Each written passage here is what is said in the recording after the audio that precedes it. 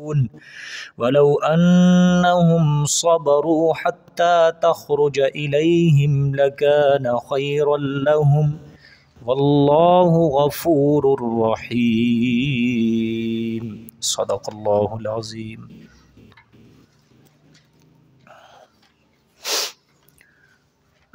कल के सबक में अल्लाह पाक ने दूसरा अदब बयान फरमाया कि ए ईमान वालो, तुम अपनी आवाज़ों को नबी करीम सल्लल्लाहु अलैहि वसल्लम की आवाज़ से ऊंचा मत किया करो और नबी पाक सल्लल्लाहु अलैहि वसल्लम को इस तरह भी ना बात किया करो जिस तरह तुम आपस में बातें किया करते हो। क्यों?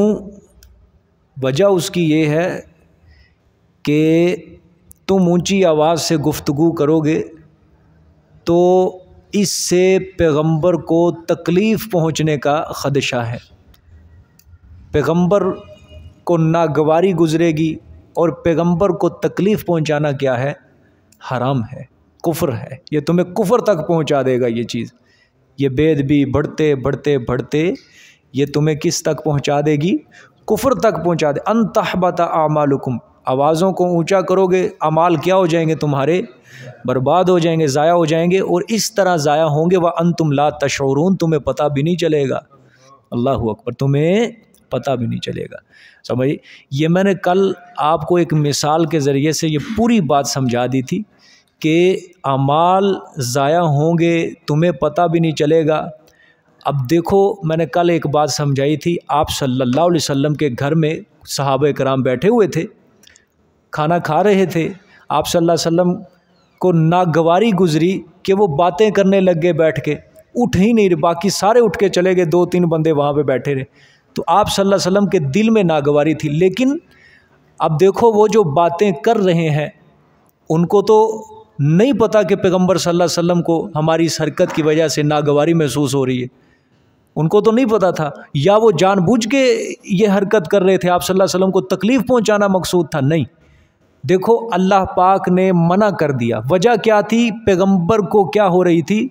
तकलीफ़ हो रही थी, इज़ा पहुंच रही थी। यहाँ भी वही मुराद है कि तुम ऊंचा बोलोगे, अगरचे तुम्हारा मकसूद नहीं है, तुम्हारा मकसूद ये नहीं है कि तुम बेअदबी कर रहे हो, लेकिन वो तुम्हारी ऊंचे बोलने की वजह से पैगंबर को तकलीफ़ होगी, इज़ा पहुंचेगी। और पैगंबर को तकलीफ़ पहुंचाना ये कुफ्र का सबब बन जाता है। इस वजह से तुम्हारे क्या हो जाएंगे? अमाल बर्बाद हो जाएंगे, तुम्हें पता भी नहीं होगा। वला वंतुम ला तशरून, तुम्हें पता भी नहीं होगा। ये दूसरा अदब था अल्लाह के रसूल सल्लल्लाहु अलैहि वसल्लम का, उम्मत को सिखाया गया, सहाबा को सिखाया गया। फिर फरमाया, आज का जहाँ से सबक शुरू हो रहा है ये उसी के मुतल्लिक ही है, ये दूसरे कानून के मुतल्लिक। इन्नल्लज़ीना यग़ुज़्ज़ूना अस्वातहुम इंदा रसूलिल्लाहि उलाइका अल्लज़ीना इम्तहना अल्लाहु क़ुलूबहुम लित्तक़वा। अब ये है आवाज़ पस्त रखने वालों के लिए, अब ये उखरवी बशारत है यहाँ पे। जिसने पैगंबर सल्लल्लाहु अलैहि वसल्लम के सामने पस्त, नीची, हल्की आवाज़ से गुफ्तगू की, बात की, अल्लाह ने फरमाया मैं उसको जन्नत दूंगा। ठीक है, देखें तर्जुमा। बेशक इन्नल्लज़ीना, वो लोग, यग़ुज़्ज़ूना, जो नीचा रखते हैं, अस्वातहुम, अपनी आवाज़ों को, इंदा रसूलिल्लाहि, रसूल नबी करीम सल्लल्लाहु अलैहि वसल्लम के नज़दीक। इंदा का मतलब क्या होता है? पास, नज़दीक, करीब। जो अपनी आवाज़ों को हजूर सल्लल्लाहु अलैहि वसल्लम के आगे क्या रखते हैं? नीचा रखते हैं। अल्लाह ने फरमाया उलाइका अल्लज़ीना इम्तहना अल्लाहु क़ुलूबहुम, यही वो लोग हैं कि जांचा अल्लाह ने इनके दिलों को, जांचा अल्लाह ने इनके दिलों को लित्तक़वा, तक़वे के लिए। ठीक है, ये तो दुनिया की बशारत होगी ना, तक़वे के लिए, कि दुनिया में क्या बना दूंगा? मुत्तक़ी बना दूंगा, जिसने मेरे पैगंबर का अदब किया, हल्की आवाज़ से गुफ्तगू की। सुबहान अल्लाह। और फिर उखरवी, लहुम मग़फ़िरतुन व अज्रुन अज़ीम, और उनके लिए क्या होगी? वास्ते उनके बख्शिश और अजर होगा बहुत बड़ा। आप ज़रा गौर करो, गौर करो आप ज़रा। इंसान हैरान हो जाता है कि पैगंबर का अल्लाह पाक ने ऐसे आदाब कि आवाज़ भी ऊंची नहीं करनी, और इस तरह नहीं तुमने मेरे पैगंबर से बात करनी जिस तरह तुम आपस में करते हो। और इतनी सख्त वईद, इतनी सख्त वईद, तुम्हारे अमल ज़ाया कर दूंगा मैं। फिर आज की आयत में अल्लाह फरमा रहे हैं जो नीचा रखेगा, अल्लाह ने फरमाया मैं उसको तकवे के लिए उसका दिल पक्का कर दूंगा, उसके दिल में तकवा रख दूंगा, मुत्तकी बना दूंगा, अपना फरमा बरदार बना दूंगा, और आखिरत के अंदर उसको जन्नत दूंगा मैं। समझ आ गया कि नहीं? अच्छा जी, आप ज़रा गौर करें, अल्लाह ने फरमाया उलाइकल्लज़ीना इम्तहनल्लाहु क़ुलूबहुम, के अल्लाह ने इनके दिलों को इम्तिहान और इब्तिला में डाल कर खोट से पाक कर दिया है। अल्लाह ने इनके दिलों को ईमान और इम्तिहान और इब्तिला में डालकर इनके दिलों को किस से पाक कर दिया? खोट से पाक कर दिया, और इनको तकवा और खौफ खुदा के लिए मखसूस कर दिया कि ये नबी का ये अदब करने की वजह से मैं इनके दिलों में क्या रख दूंगा? तकवा रख दूंगा, खौफ खुदा रख दूंगा, जो आपकी मजलिस में बैठकर आपकी मजलिस के आदाब को मलहूज़ खातिर रखते हैं। अल्लाह ने फरमाया इनके दिलों को अल्लाह ने तकवे से लबरेज़ कर दिया है, तकवे से भर दिया है, लबरेज़ कर दिया। अल्लाहु अकबर। ये तो अल्लाह ने फरमाया कि ये आदाब पैगंबर की मजलिस का, ये लिहाज रखने का ये नतीजा है कि इनके दिलों को मैं तकवा, क्या मतलब इनके दिलों को ये वत्तकुल्लाह है ना, वत्तकुल्लाह, के अल्लाह का खौफ उनके दिल में आ जाएगा कि बाबा ना, अगर पैगंबर के आगे ऊंची आवाज़ से गुफ्तगू की ना तो हमारे अमल ज़ाया हो जाएंगे, और अगर हमने नीची आवाज़ से गुफ्तगू की तो हमें क्या मिलेगी?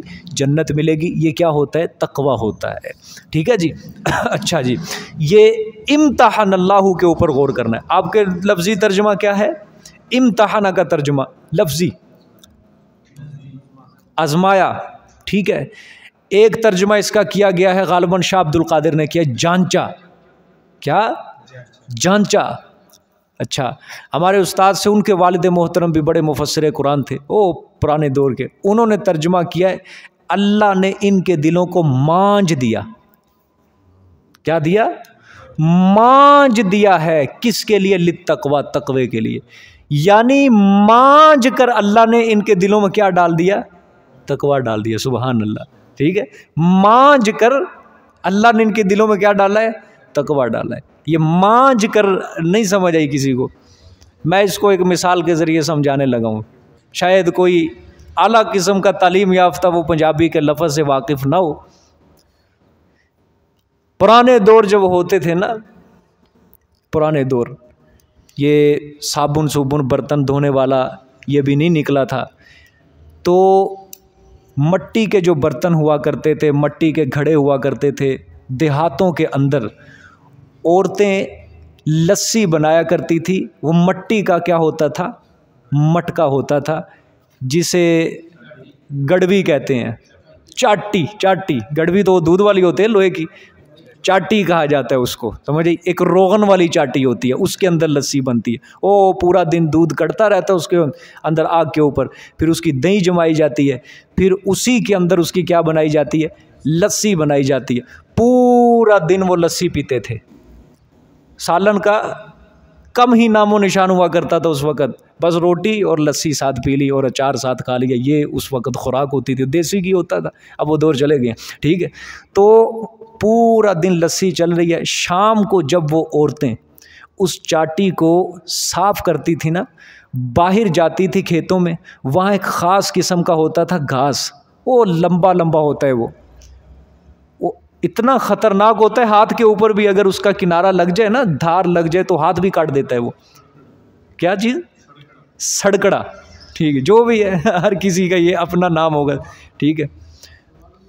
तो खैर जो भी, वो घास लेकर आती थी तो उसको उससे साफ़ करती थी, और राख होती थी जो चूल्हे की, सड़ जाती थी, राख को उठा के फिर वो उसके अंदर रखती थी, फिर वो उसके साथ क्या करती थी? मांजती थी। क्या करती थी?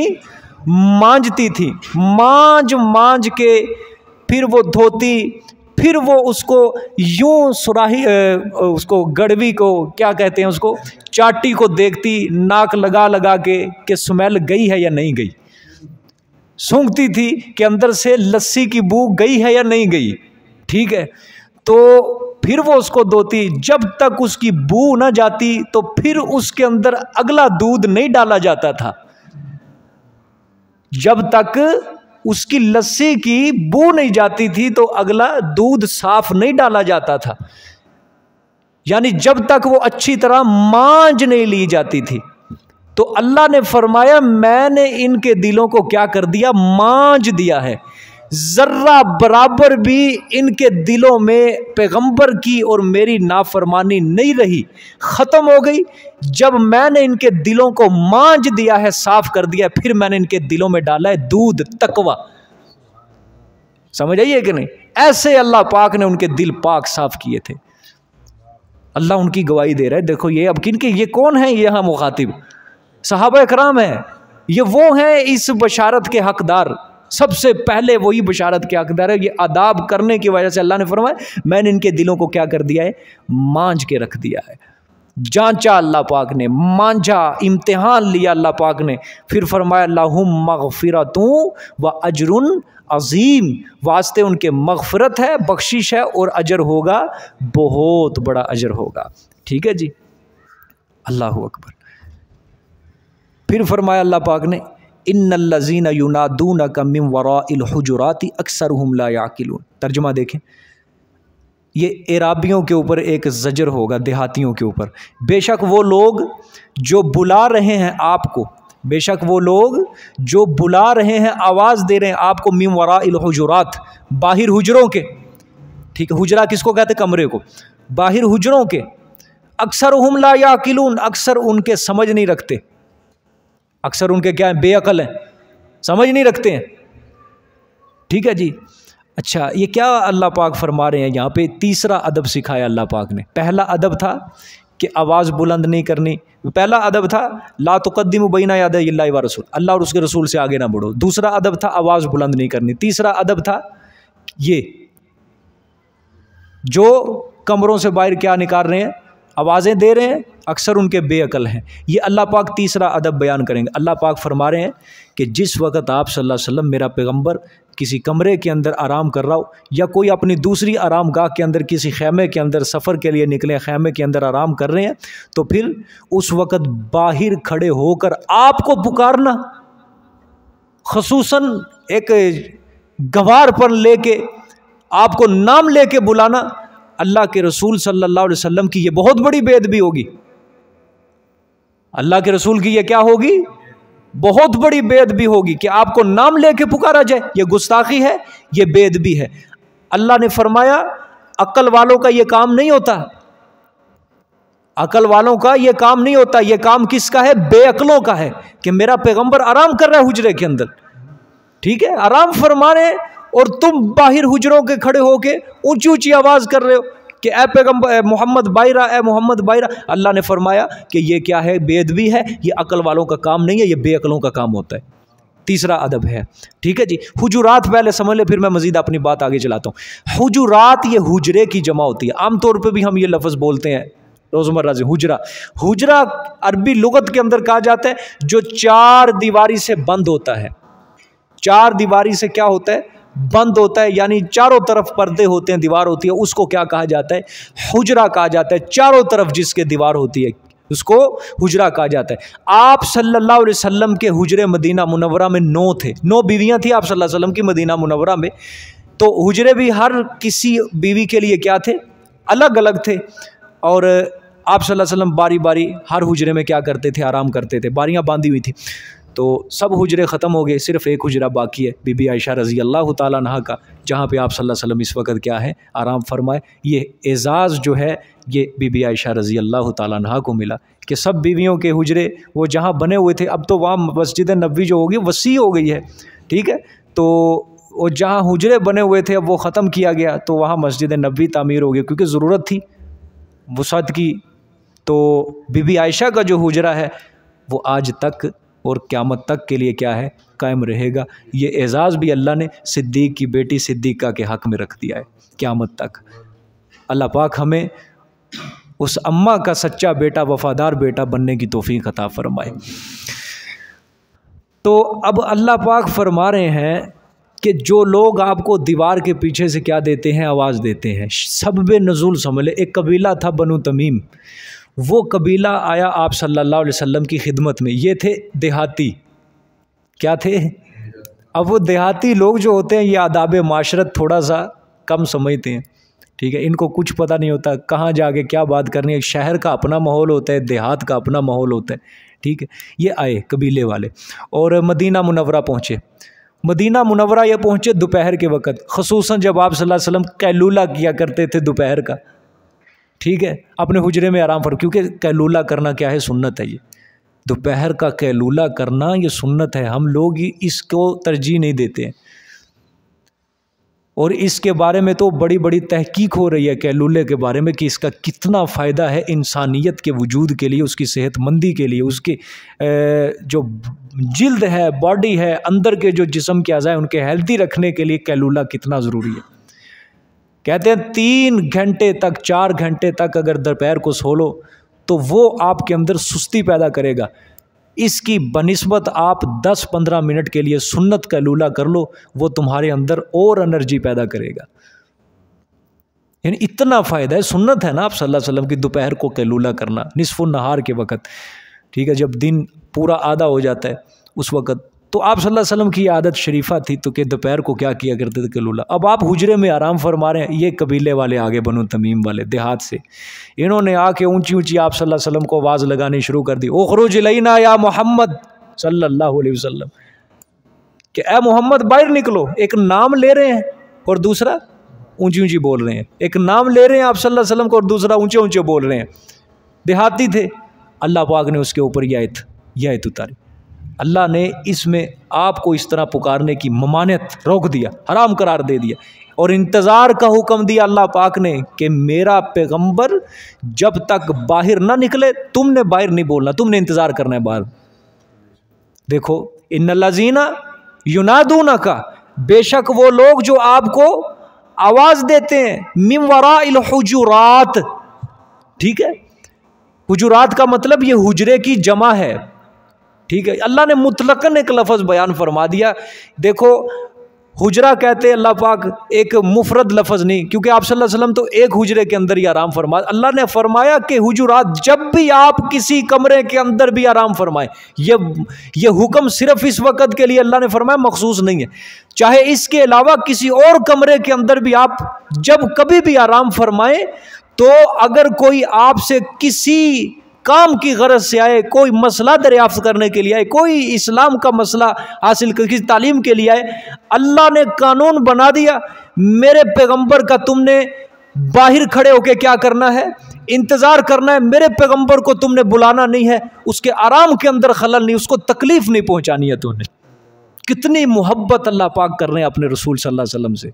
और क्या अल्लाह पाक ने उम्मत को, सहाबा इकराम को आदाब सिखाए थे कि जब तुमने मेरे पैगंबर के पास आना है तो ऊंची आवाज़ से नहीं। और ऊंची आवाज़ के बारे में तो ये हकीम लुकमान का भी अंदर मकूला आता है। सूरत लुकमान के बढ़ के अपने बेटे को नसीहत क्या की थी कि बेटा अपनी आवाज़ को बुलंद न करना, इसलिए कि हाँ, ऊंची आवाज़ों में से बुरी आवाज़ जो है वो गधे की आवाज़ होती है, समझ आइए। बुरी आवाज़ों में से जो आवाज़ है वो गधे की आवाज़ होती है, यानी ऊंचा बोलना जो है ये गधे की मानिंद है, गधा ऊंचा बोलता है और वो बुरी आवाज़ है गधा, ठीक है। वहाँ अल्लाह पाक ये धीमी आवाज़ से बोला जाए, धीमी आवाज़ से, पस्त लहजे के अंदर बोले। और इंसान को यही आदत बनानी चाहिए कि अपना लहजे के अंदर, अपनी ज़ुबान के अंदर पस्ती रखे, नीचापन रखे। याद रखना, इंसान की जो ज़िंदगी की कामयाबी है वो इसी टुकड़े के अंदर अल्लाह ने रखी है। अगर इस टुकड़े को अच्छा इस्तेमाल करोगे कामयाबी है, अगर इस टुकड़े को गंदा इस्तेमाल करोगे, गलीज़ इस्तेमाल करेगा, इसके अंदर नाकामी हो जाएगी। मैं एक मिसाल के ज़रिए समझाता हूँ। अगर कोई ज़ुबान का बदकार हो, बुरा हो, कभी उसकी तबलीग दीनी लिहाज से आ जाओ, उसकी तबलीग के अंदर अल्लाह असर नहीं रखेगा। अब लोगों को पता है ये गालियां देता है, ये बकवास करता है ज़ुबान से, ये गलीज़ बोलता है। अगर वो किसी को दीन की तबलीग करेगा, किसी के दिल पे असर नहीं होगा, नहीं होगा, उठ जाएगा, अल्लाह उसकी तासीर ही खींच लेंगे। दुनियादारी का ले लो, मुलाजमत करता है, बैंक के अंदर लगा हुआ है या किसी माशरे के अंदर वो काम कर रहा है, तो ज़ुबान का अगर, चाहे वो किसी माशरे के अंदर, किसी सोसाइटी के अंदर अगर नौकर है, अगर मुलाजमत है, तो अब अगर वहां पे वो बुरी ज़ुबान इस्तेमाल करेगा, लोग उसकी ज़ुबान से आ जाएंगे तंग, लोग मालिक को शिकायत करेंगे बाबा इसकी ज़ुबान संभाल। अब जारी बात है उसने ज़ुबान जो है गंदी, अब मालिक कहेगा बाबा तेरी मेहरबानी, मेरी फैक्ट्री का काम ज़ाया होता है, तेरी ज़ुबान की वजह आप छुट्टी करें। या अगर खुद मालिक है किसी कारखाने का, किसी फैक्ट्री का, अगर वो खुद ज़ुबान से गंदा इस्तेमाल करता है, उसके जो नौकर होंगे गायब हो जाएंगे, छोड़ देंगे उसको कि नहीं हमसे नहीं बेइज्जती करवाई जाती थी, हम जा रहे। नाकामी है बहुत बड़ी ज़ुबान के अंदर। आप ये भी अंदाज़ा कर लें जिनकी ज़ुबान का लहजा और उसकी आवाज़ जो है पस्त है, नीची है, वो काबिल तारीफ़ लोग होते हैं। चाहे जो जिस तरह किस तरह भी एक गुनाह होता है हर इंसान का, वो उसके साथ है, लेकिन ज़ुबान जिसकी धीमी होती है वो लोगों के नज़दीक काबिल तारीफ़ बन जाते हैं कि भाई ये ज़ुबान का बड़ा प्यारा है, ज़ुबान इसकी बड़ी मीठी है। हमने कभी इसको ऊंची आवाज़ से बात करने नहीं देखा, हमने कभी इसको गुस्से का इजहार करते नहीं देखा। समझ आई है? दीन इस्लाम ने भी हमारे ने यही चीज़ हमें सिखाई है कि अपनी ज़ुबान, अपनी आवाज़ों को क्या रखना है, पस्त रखना है। यहाँ अल्लाह के रसूल सल्लल्लाहु अलैहि वसल्लम के सहाबा को अदब सिखाया जा रहा है कि तुमने मेरे पैगंबर को हुजरे के पीछे से आवाज़ नहीं देनी। हाँ, अक्सरुहुम ला याक़िल, अल्लाह ने फरमाया ये बेअकल हैं। जो मेरे पैगंबर को हुजरे के पीछे से आवाज़ें देंगे क्या होंगे? बेअकल हो, ना समझ होंगे।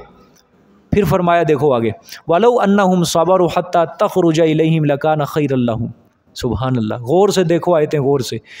अल्लाह ने फरमाया और अगर बेशक वो इंतज़ार करते, ये साबरू का तर्जुमा है, इंतज़ार करते, वो जो कबीला आया था अगर वो इंतज़ार करते हत्ता तखरुज इलैहिम, यहाँ तक कि आप खुद उनकी तरफ निकलते, आप अपने हुजरे से बाहर निकलते, लकाना खैरल लहुम, अलबत्ता वो होता बेहतर वास्ते उनके।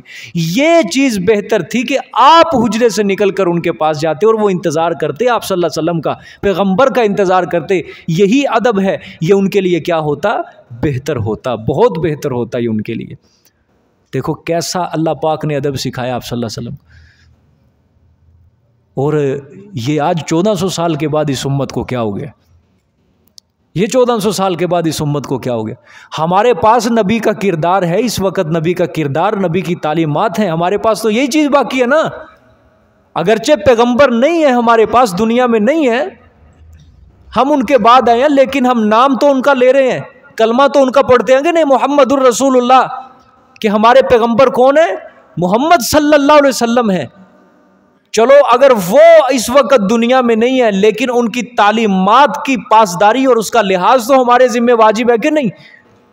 उनकी तालीमात के ऊपर अमल करना तो हमारे जिम्मे वाजिब है या नहीं? लेकिन ये इस उम्मत को अब क्या हो गया कि अगर इनको नबी पाक सल्लल्लाहु अलैहि वसल्लम की सुन्नत बयान की जाती है, ये आगे से मुंह मरोड़ने लग जाते हैं।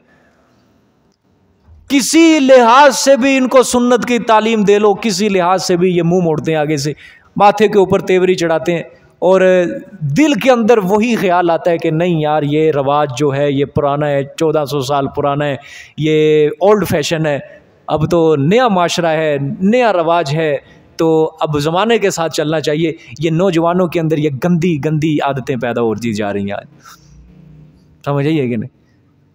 चलो बुज़ुर्ग जो हैं वो तो चले गए, पहुंच गए अपनी स्टेज के ऊपर। अब जो दरमियाना तबका है, मुतवस्सित तबका है, वो भी कम इल्मी की वजह से, कुरान और हदीस से नावाकफ़ियत की वजह से वो भी दीन से दूर होते जा रहे हैं, सुन्नत से दूर होते जा रहे हैं।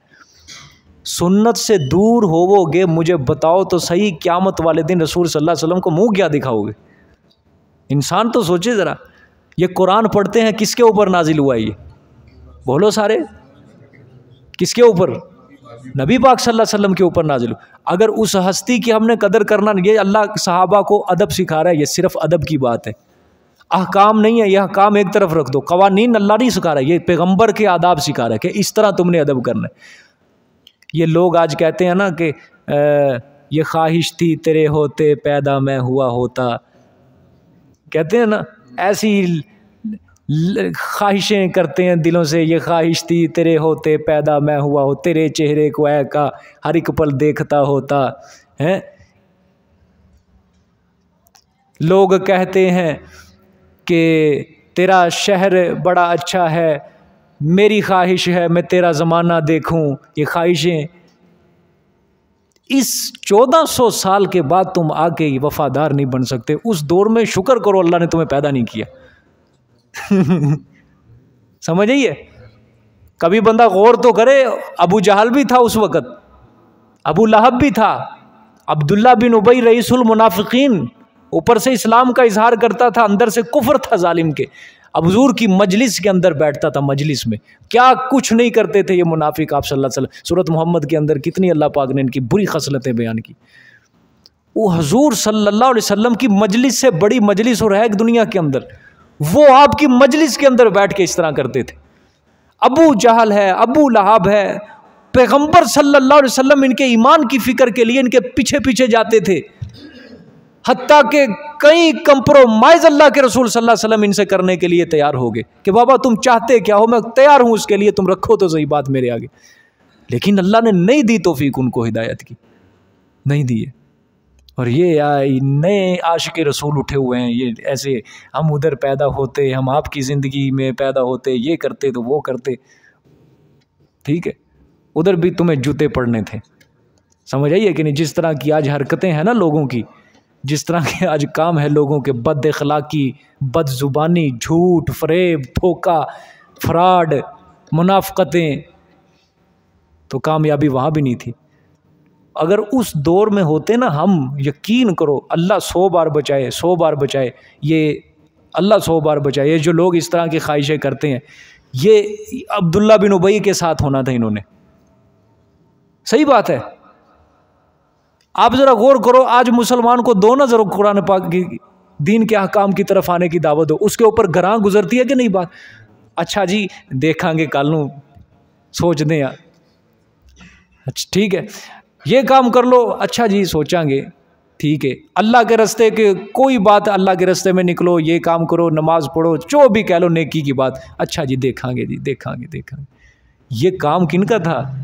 ये मुनाफिकों का काम था। अल्लाह के रसूल सल्लल्लाहु अलैहि वसल्लम की ज़िंदगी में जो मुनाफिक थे, रईसुल मुनाफिकीन, वो क्या करते थे?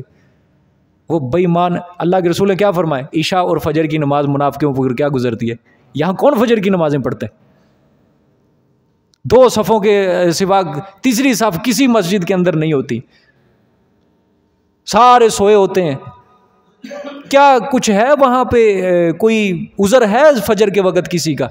पूरी दुनिया के अंदर कोई बंदा नहीं है कोई उज़र कर सके कि फजर के वक़्त मुझे ये उज़र है, सिवाय सोने के। और वो अल्लाह ने अज़ान के अंदर रख दिया जुमला, अस्सलातु खैरुम मिनन नौम, नमाज नींद से बेहतर है।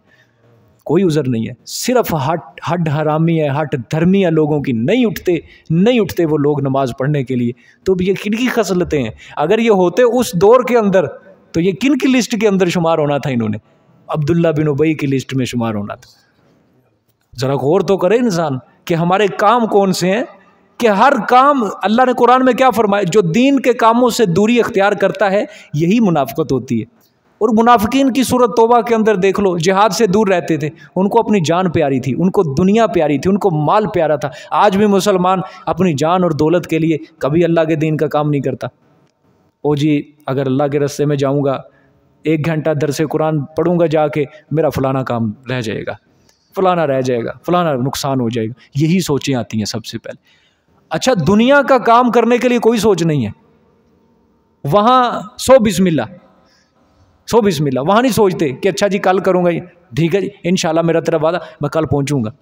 लेकिन जब दीन का काम, ओ जी गुनाहगार जो बंदे हैं तो डर ही लगता है काम करन तो ये तो चंगा के पीछे ही रहिए, कहते हैं कि नहीं?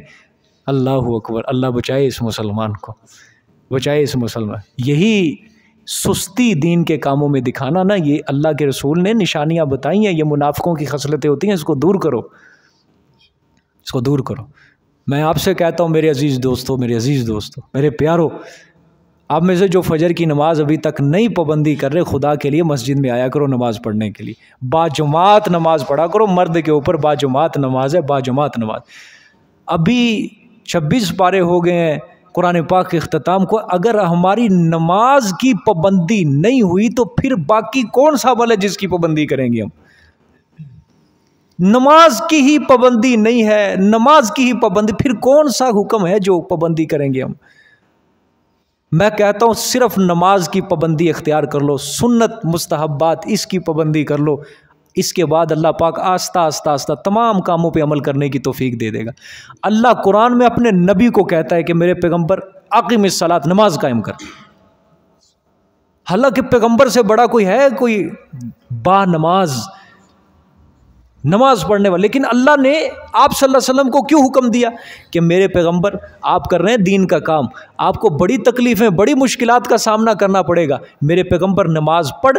ये नमाज जो होगी ये आपके लिए सब्र का ये आपको दिल के अंदर मुमिद्दो मुआविन होगी कि ये आपके दिल में सब्र का मादा और बढ़ाती जाएगी। ये नमाज होती है इंसान के लिए, बड़ी बुराइयों से बचा देती है, बड़ी बुराइयों से बचा देती है इंसान को, बड़ी बुराइयों की। कुरान में खुद आता है इन्ना सलात तन्हा अनिल फहशाई वल मुनकर, नमाज बेहयाई से और मुनकरात से, बुरे कामों से रोकती है। खैर, मैं बात कर रहा था कि अल्लाह रसूल सल्लल्लाहु अलैहि वसल्लम के सहाबा को अल्लाह ने अदब सिखाया कि तुम खुद बाहर बैठो, ये तुम्हारे लिए क्या होता, बेहतर होता। अच्छा जी, यहाँ से अब 2 हदीसें सुन तो फिर सबक ख़त्म करते हैं। उलमाए कराम ने यहाँ इस आयत की तशरीह के अंदर बड़े वाक़यात लिखे हैं, बड़े वाक़यात लिखे हैं। 2 वाक़े सिर्फ आपको सुनाऊंगा। एक वाक़या है हदीस शरीफ बुखारी शरीफ के अंदर आता है, सहाबा और ताबईन ने अपने उलमा, अपने मशाइख, अपने उसातिज़ा का भी यही अदब किया है। क्योंकि उलमा जो होते हैं, मशाइख जो होते हैं, ये किसके वारिस होते हैं? नबी। जब नबी का ये अदब है तो उसके वारिसों का भी क्या होगा? यही अदब होगा। तो सहाबा, मैं कह रहा हूँ सहाबा ताबईन, अब इनसे बड़ा कोई है? सहाबा बड़े हैं उम्मत के अंदर, फिर ताबईन है, फिर उसके बाद तबात। इन्होंने अपने उसातिज़ा का भी यही अदब किया है जो आप सल्लल्लाहु अलैहि वसल्लम ने अदब किया है सहाबा ने। अब्दुल्ला इब्ने अब्बास रज़ी अल्लाह ताला अन्हुमा रज़ी, मुफस्सिर कुरान है सहाबा में, कुरान में तफसीर का इल्म जो रखा अब्दुल्ला बिन अब्बास ने, उम्मत ने हिब्रुल उम्मा का लक़ब दिया है, मुफस्सिर कुरान का लक़ब दिया है। हल्का दरस इनका हर वक्त ताबईन से भरा रहता था। उनको अल्लाह के रसूल की हदीस सुना रहे हैं, कुरान की तफसीर बयान कर रहे हैं। ये फरमाते हैं कि जब मैं किसी आलिम सहाबी से कोई हदीस सुनता, अब देखो, जब मैं किसी आलिम सहाबी से कोई हदीस सुनता, दरियाफ्त करना चाहता था, मुझे पता चलता कि वो उसका फलाना घर है, मैं उसके घर की तरफ अपना पैदल सफ़र शुरू कर देता, यानी अपने उस्ताद की तरफ पैदल सफ़र शुरू कर देता। अब वो तो अपने मकान के अंदर होता, लेकिन इब्ने अब्बास फरमाते हैं मैं अदब की वजह से अपने उस्ताद के घर का दरवाज़ा नहीं खटखटाता था, हाँ, उसके दरवाजे के सामने बैठ जाता था, सामने बैठ के उनका इंतज़ार करता था। जब तक वो बाहर नहीं निकलते थे मैं उनके दरवाजे पे दस्तक भी नहीं देता था और आवाज़ भी नहीं देता था कि मुझे बाहर आके फ़लानी हदीस बयान कर दे। ठीक है, ये गालिबन उबई इब्ने काब इनके उस्ताद थे, अब्दुल्ला इब्ने अब्बास के। उबई इब्ने काब उनके दरवाजे पे जाया करते थे। उबई इब्ने काब का मकान था ये जन्नतुल बकी के दाएं तरफ जाए ना, अंदर एंटर होकर दाएं तरफ जाएं, उस जगह पे इनका मकान था। लेकिन अब तो वो वसी कर दी गई जन्नतुल बकी। वहाँ पहले तुर्कों ने मस्जिद भी बनाई थी, मस्जिद उबई इब्ने काब। और ये वही सहाबी हैं कि जिससे आप सल्लल्लाहु अलैहि वसल्लम कुरान सुना करते थे। सहाबी ये, इनको आवाज़ बड़ी खूबसूरत दी थी अल्लाह ने। आप सल्लल्लाहु अलैहि वसल्लम इनको खुद जाके कहा करते थे उबई इब्ने काब मुझे कुरान सुनाओ। सहाबा को कहते थे जाओ उबई इब्ने काब को बुला के लेके आओ, मुझे कुरान सुनाए। और आप सल्लल्लाहु अलैहि वसल्लम ये अपने हुजरे से निकलते थे और सीधा इसके मकान के घर में जाके इससे कुरान की तिलावत सुन के आया करते थे। समझ आइए कि नहीं? खैर, अब्दुल्ला इब्ने अब्बास कहते हैं मैं इनके मकान पे जाया करता, मैं दरवाज़ा नहीं खटखटाता था और मैं आवाज़ भी नहीं देता था, मैं सामने बैठ जाता था, इंतज़ार करता था। उबई इब्ने काब जब बाहर आते, वो उस्ताद थे इनके, वो इनसे ताज्जुब का इजहार करते कि ए नबी करीम सल्लल्लाहु अलैहि वसल्लम के चच्चाजाद भाई, क्योंकि अब्दुल्ला इब्न अब्बास ये आप सल्लल्लाहु अलैहि वसल्लम के क्या थे? चचा। हज़रत अब्बास जो आपकी सल्लल्लाहु अलैहि वसल्लम के चचा थे, ये उनके बेटे थे अब्दुल्ला, और रिश्ते में क्या लगे आप सल्लल्लाहु अलैहि वसल्लम के चचा। उबई इब्न काब कहते अब निस्बत देखो, निस्बत बयान करने हैं, नाम नहीं ले रहे। ए रसूलुल्लाह सल्लल्लाहु अलैहि वसल्लम के चचाजाद भाई, मेरा दरवाज़ा खटखटाते, मैं बाहर निकलता, मैं आपको हदीस बयान कर देता, आपको इंतज़ार करने की क्या ज़रूरत थी? अब देखो उस्ताद है, उसने इनकी निस्बत का ख्याल रखते हुए इनको बड़ा अच्छा एक बोल दिया कि आप दरवाज़ा खटखटा लेते कि आपकी निस्बत बड़ी ऊंची है। लेकिन अब्दुल्ला बिन अब्बास जो थे, अब ये भी एक इल्म का मंबा था इनके पास, यूं ही तो नहीं मुफस्सिर बन गए, यूं ही तो नहीं सहाबा में एक आली मकाम इनको मर्तबा हासिल हो गया। इन्होंने फरमाया कि अल्लाह ताला ने नबी की शान में ये हिदायत फरमाई है। पहले इन्होंने कहा कि हर आलिम अपनी कौम में नबी की मानिंद होता है। हर आलिम अपनी कौम में किसकी मिसल होता है? नबी की मिसल होता है, कि नबी जो तालीम करके गया, अब उसके बाद वो आलिम भी किसकी तालीमात फैला रहे? नबी की तालीमत। जो फरीज़ा नबी का था वही फरीज़ा उसका वारिस कह रहा है, उसका वारिस सर अंजाम दे रहा है, कि आलिम की मिसाल जो है वो नबी की तरह है। और फिर हज़रत अब्दुल्ला बिन अब्बास ने उबई इब्न काब से अर्ज़ की कि हज़रत साहब, अल्लाह ने फिर अपने नबी की शान में उम्मत को यह हिदायत जारी की है कि इन्नल्लज़ीना युनादूनका मिन वराइल हुजुराति अक्सरुहुम ला याकिलून वलौ अन्नहुम सबरू हत्ता तखरुज इलैहिम लकाना खैरल लहुम, कि शागिर्द के लिए यही बेहतर है कि वो उसके मकान के दरवाजे के सामने बैठ के अपने उस्ताद का इंतज़ार करे, उसके दरवाजे को दस्तक ना दे, उसको आवाज़ ना पहुँचाए। अल्लाहु अकबर। समझ आइए कि नहीं? मैं कहने का मतलब ये है कि जो ये अदब सहाबा को, क्योंकि आप सल्लल्लाहु अलैहि वसल्लम क्या थे? उस्ताद थे ना। वो सहाबा के, वो एक नबी की हैसियत से नहीं बल्कि वो एक उस्ताद की हैसियत से भी आए हैं। सहाबा पढ़ते थे, असहाबे सुफ़ा का चबूतरा था, 70 सहाबा इकराम गरीब आप सल्लल्लाहु अलैहि वसल्लम उनको पढ़ाया करते थे।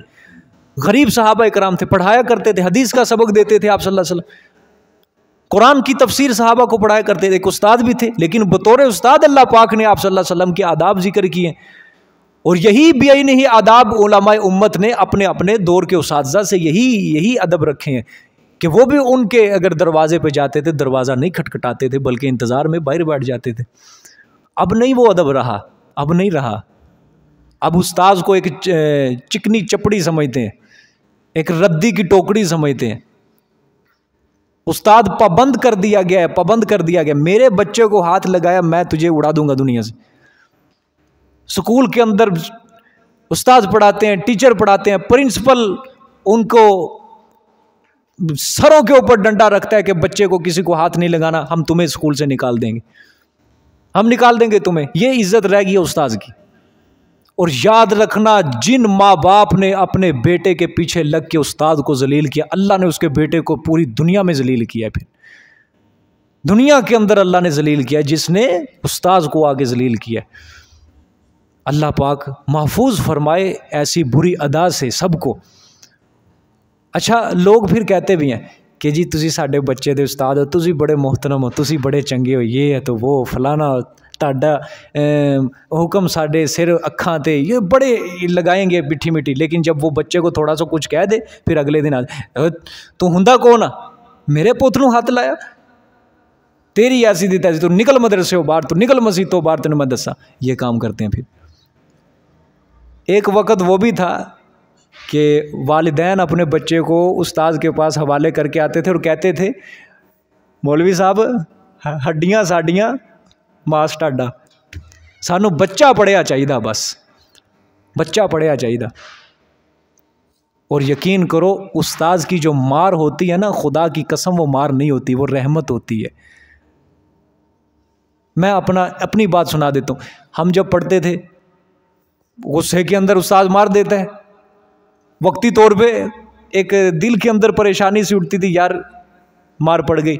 लेकिन आज जब इस जगह पे बैठे हैं ना, आज इस जगह पे बैठे हैं, आज पता चल रहा है वो मार नहीं थी, वो असल प्यार ही वो था। वो असल प्यार ही वो था कि उस्ताद की थोड़ी बहुत जो मार पड़ी है उसी वजह से आज अल्लाह ने यहाँ बिठाया, वगरना अगर लाड प्यार के अंदर पड़ते कभी भी ना पड़ते, आज जलील हो रहे होते, रेडियां लगा रहे होते चौकों के अंदर, कभी इधर कभी उधर। जिन्होंने उस्ताद का अदब एहतराम करके कुछ हासिल कर लिया है ना मार पिटाई में, आज वही कामयाब है, यकीन करो वही कामयाब है। लेकिन जिन्होंने उस्ताद को मगलूब करने की कोशिश किया ना, उनको अल्लाह ने जलील कर दिया। मस्जिद में बेइज्जती कर देते हैं आके, स्कूल में सरेआम दफ्तर में बुला के प्रिंसिपल के सामने बेइज्जती कर देते हैं, पर्चा कटवाया जाता है उस्ताद के ऊपर, घर में बुला के बेइज्जती कर देते हैं। समझ आई कि अब नहीं वो चीज़ रही। लेकिन कुरान क्या कह रहा है, कुरान क्या कह रहा है? अल्लाह ने फरमाया ये बेहतर होता है, इनके लिए बेहतर होता, इंतज़ार करना बेहतर हो। चे जाए कि अगर कोई बेइज्जती कर दे उस्ताद की तो वो तो कुरान की नज़रों में गया वो बंदा। अल्लाह ने फरमाया लेकिन फिर भी ये कबीले वालों के लिए अल्लाह ने फरमाया चलो इनको पता नहीं था, इनको पता नहीं था, अल्लाह ने फरमाया तौबा करें अपने अमल से, ये जो बुरा अमल किया है, क्योंकि वल्लाहु गफूरुर रहीम, और अल्लाह पाक बख्शने वाले हैं, मेहरबान है। समझ आई? जज़ाकल्लाह जी, सदाकल्लाह। अच्छा अभी कल मगरिब की नमाज सब ने बाजमात इधर पढ़नी है, और कोशिश करो सफ़ेद सूट पहन के आओ, ख़ुद भी चमक धमक के और मस्जिद को भी चमकाओ।